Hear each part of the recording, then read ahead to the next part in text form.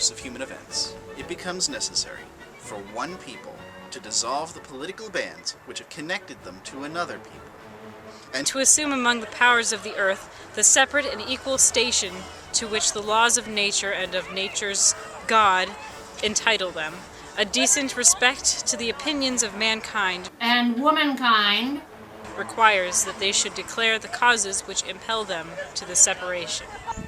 We hold these truths to be self-evident, that all men are created equal, and that they are endowed by their Creator with certain unalienable right. That among these are life, liberty, and the pursuit of happiness. That to secure these rights, governments are instituted among men and women, deriving their just powers from the consent of the governed.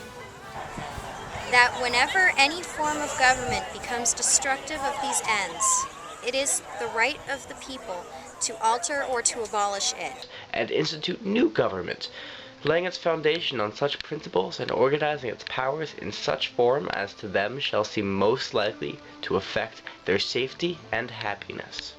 Prudence indeed will dictate that governments long established should not be changed for light and transient causes, and accordingly all experience hath shown that mankind and womankind are more disposed to suffer, while evils are sufferable, than to right themselves by abolishing the forms to which they are accustomed. But when a long train of abuses and usurpations, pursuing invariably the same object, evinces a design to reduce them under absolute despotism, it is their right, it is their duty, to throw off such government, and to provide new guards for their future security. Such has been the patient sufferance of these colonies, and such is now the necessity which constrains them to alter their former systems of government. The history of the present King of Great Britain is a history of repeated injuries and usurpations, all having in direct object the establishment of an absolute tyranny over these states. To prove this, let facts be submitted to a candid world. He has refused his assent to laws the most wholesome and necessary for the public good. He has forbidden his governors to pass laws of immediate and pressing importance, unless suspended in their operation till his assent should be obtained, and when so suspended, he has utterly neglected to attend to them. He has refused to pass other laws for the accommodation of large districts of people, unless those people would relinquish the right of representation in the legislature, a right inestimable to them and formidable to tyrants only. He has called together legislative bodies at places unusual, uncomfortable, and distant from the depository of their public records for the sole purpose of fatiguing them into compliance with his measures. He has dissolved representative houses repeatedly for opposing with manly firmness his invasions on the rights of the people. He has refused for a long time after such dissolutions, yes, to cause others to be elected, whereby the legislative powers incapable of annihilation have returned to the people at large for their exercise, the state remaining in the meantime exposed to all the dangers of invasion from without and convulsions within.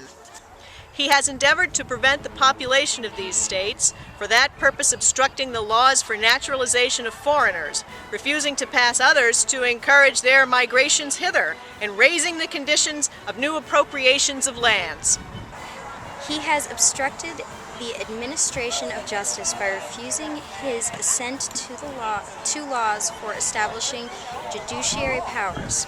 He has made judges dependent on his will alone for the tenure of their offices and the amount of payment of their salaries.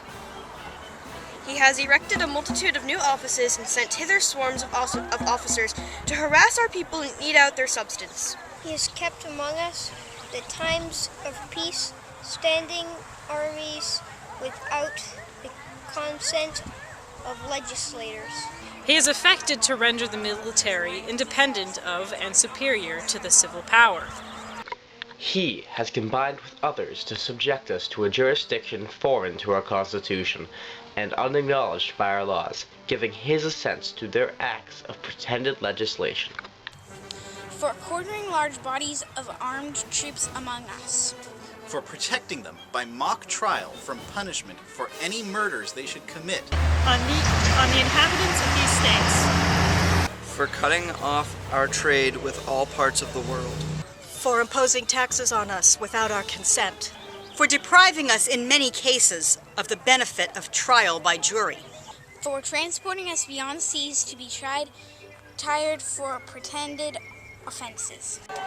For abolishing the free system of English laws in a neighboring province, establishing therein an arbitrary government and enlarging its boundaries so as to render it at once an example and fit instrument for introducing the same absolute rule into these colonies.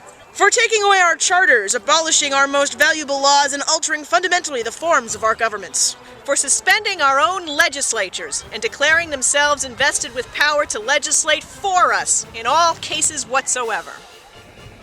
He has abdicated government here by clearing us out of his protection and waging war against us. He has plundered our seas, ravaged our coasts, burnt our towns, and destroyed the lives of our people.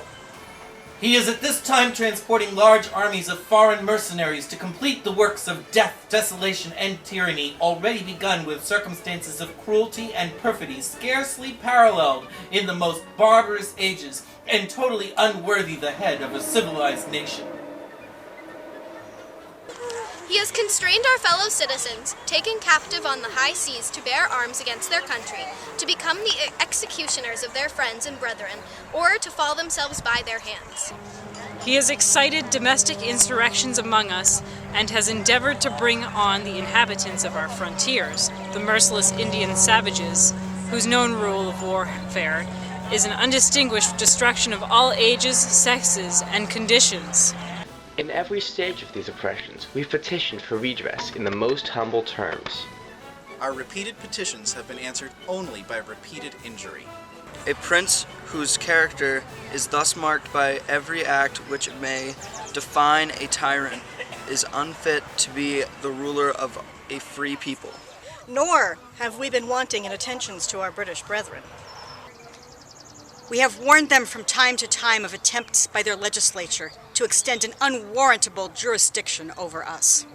We have reminded them of the circumstances of our emigration and the settlement here. We have appealed to their native justice and magnanimity, and we have conjured them by the ties of our common kindred to disavow these usurpations, which would inevitably interrupt our connections and correspondence. They too have been deaf to the voice of justice and of consanguinity. We must, therefore, acquiesce in the necessity which denounces our separation, and hold them as we hold the rest of mankind. And women! Enemies in war, in peace, friends. We therefore, the representatives of the United States of America in General Congress assembled, appealing to the Supreme Judge of the world, of the rectitude of our intentions, do in the name and by authority of the good people of these colonies. solemnly publish and declare That these united colonies are, and of right, ought to be free and independent states. That they are absolved from all allegiance to the British Crown, and that all political connection between them and the state of Great Britain is and ought to be dissolved. And that as free and independent states, they have the full power to levy war. Conclude peace. Contract alliances. Establish commerce. And to do all other acts and things which independent states may of right do. With a firm reliance on the protection of divine providence. We mutually pledge to each other our lives, our fortunes, and our sacred honor.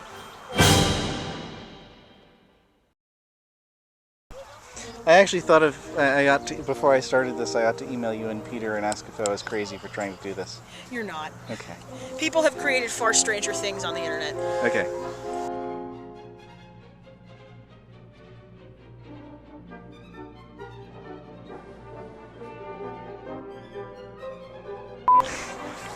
5, 4, 3. Perhaps shouldn't smile at the end of that one. All right. Magnanimity? Magnanimity. Yes. Magnanimity, okay.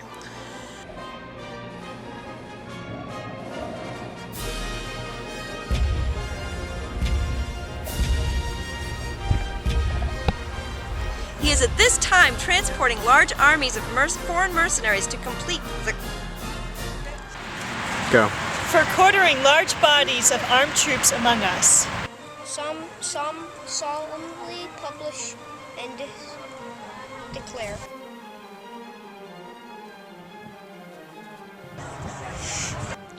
Our lives.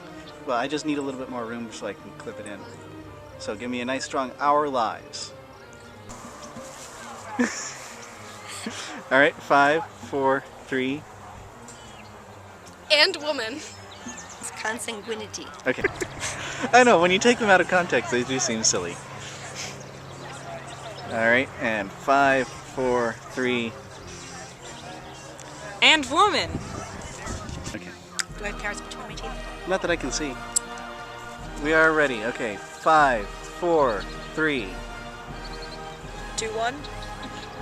You don't say the 2 and 1. Well, yes you do. No, you don't. Actually, what I'm supposed 5, to do 4, 3, 2, 1, is rolling. Go 5, 4, 3. Okay. Are we good? When you're ready. Yeah, I do films and stuff. Okay. For the public good. Just split the... See if you can just hit it. And women. That was awesome! Transporting large armies of foreign mercenaries to complete the works of death, desolation, and tyranny already begun with circumstances of cruelty Jonas.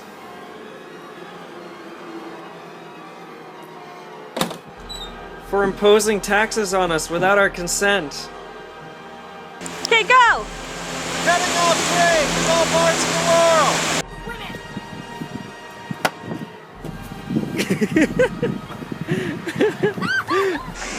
Oh god, there's so many words on this. Right. Here comes your mother. 5. Is this my turn? 4. I'm Yes. supposed to be leaving right now. 4. Then we need to do this fast. And women.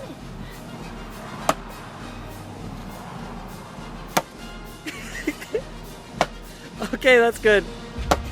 You're good.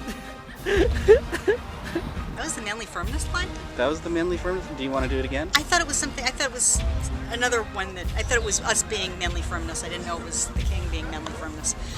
I liked it better when we were doing the manly firmness, but okay. Do you want to read it again? I Do you don't need mind, another yeah. take? Yeah, no. Talk first. Yes, talk first. And women. He is at this time transporting large armies of foreign mercenaries to complete their works of death, tyranny, desolation, buggers. That's not really a happy thing. I can reread it. No, that's okay. All right, 5, 4, 3. All right, 5, 4, 3. Impel them to the separation.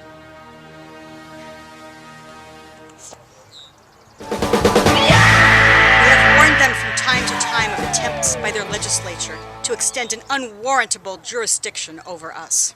They too have been deaf to the voice of justice and of consanguinity.